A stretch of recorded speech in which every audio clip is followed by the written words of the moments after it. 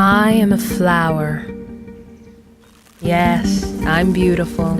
I've heard it before, and it never grows old.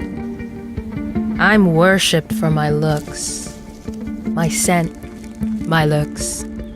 But here's the thing. Life starts with me. You see, I feed people. Every fruit comes from me.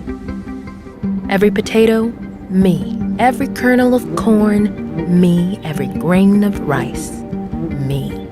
Me. I know, but it's true.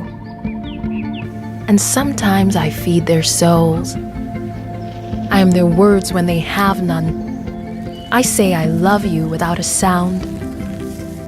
I'm sorry without a voice. I inspire the greatest of them.